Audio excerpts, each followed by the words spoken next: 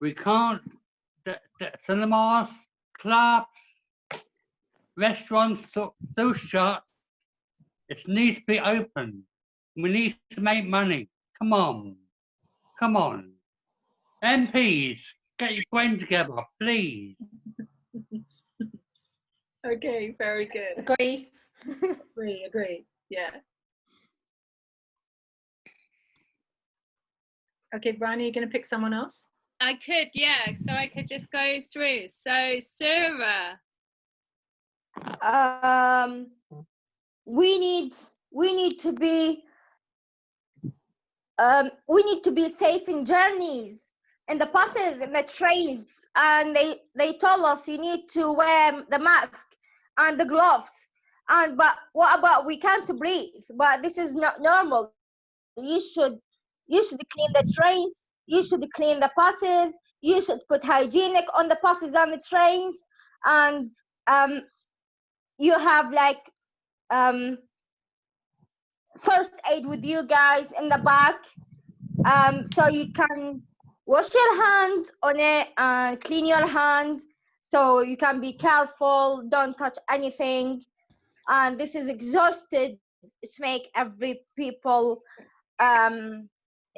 anxiety and depression for this COVID-19. Just we need to back to normal life, really. Thank you. Adam. Government, please listen to me. All of your instructions can be extremely confusing. Staying alert. Staying alert for what? And what is the point of all those ridiculous graphs you put up there? The red level, the blue level, the green level, the orange level. For some people, that can come across as really patronising and unclear. I mean, I understand you want to slowly make things go back to normal, but if it's rushed, then there is a danger of another wave, and none of us want that. So please just try and make clearer speeches for all of us so we understand what you want us to do, because some of your speeches are just not clear. They're confusing. Oh. Good. Good one. Yeah. Good one. Emily. Pubs before gyms? That's not right. Who wrote the rules? We shouldn't be opening pubs. We should be opening gyms. There's more old people go to the pub. They're the vulnerable group. People who go to gyms aren't going to kill each other by giving each other the virus. Gyms should be open first. Yeah, it's all about money, isn't it? I guess. But it's no good for me. It's no good. And I really think it's wrong. I think a lot of people lose a lot of fitness, and that's no good. No good at all. The government, really. It's bad, yeah. That's great. Great. So articulate. Dorothea. Can I say just one point more? Yeah. Basically, I love singing, and when we can't go to college, we can't sing. This is really affecting my anxiety and depression, and it's just like, it's awful for me. It really is awful. Okay, the choir, me and Sarah have been in the choir. lovely. 2 years. Singing for us. That would be so nice. That would be great. Yeah. So we're have- going to have the last session, and they're going to close down the baraka because they can't they don't have enough money. So we need to go another choir. So yeah, but I'm looking forward to come back and sing and be busy in my life in my normal college. But I don't know if this normal life is going to come back or not. We don't know. No, Don't know what's going on. no, we don't. Okay, Dorothea. Okay. we have to remember that this is a health crisis first and foremost. I wish the politicians would not make statements which are clearly untrue. They need to give clear guidance. Near where I live, they've got a test centre. Now, I haven't been past it, but my husband has and neighbours have, and there is nobody there. So until we're able to find accurate testing measures, we're not going to get this under more control. I think the government is being very irresponsible, encouraging people to go out and spend. You've got long queues at Primark. I don't know why, but anyway, we have people rushing to the beach when we had the very hot weather. The messages are unclear. The guidance is unclear. We have the example of Dominic Cummings, who decided to do what he wanted to do and gave the most ridiculous reasoning for it. And unlike in the Labour Party, I know he's not a politician, he hasn't been sacked. And now we have the other politician with the controversy about planning. He's not been sacked.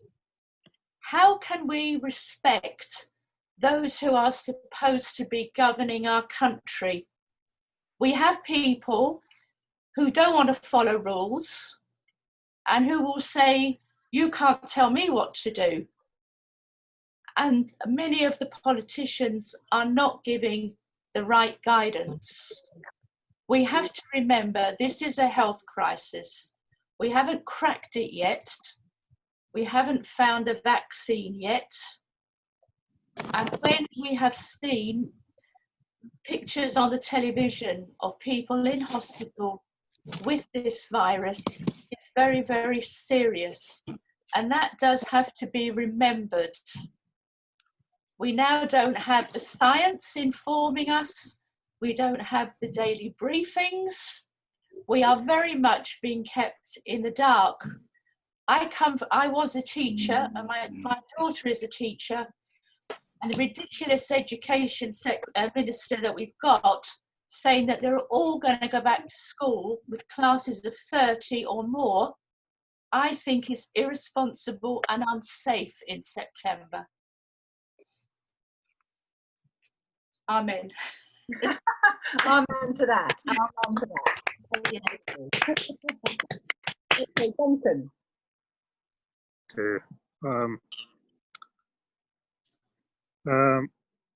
Yeah, it's been a tough time. Anxiety, fear. I know that. Oh God. Well, I believe God's above all our issues, and with His help, and also with each other's or community, even it's Zoom or seeing friends, or even just on the phone. That at the end of the day, even the differences, we need each other. Yeah, not to criticise and yeah, just don't really know what to say. Anxiety, fear, perfect love casts out fear. Basically,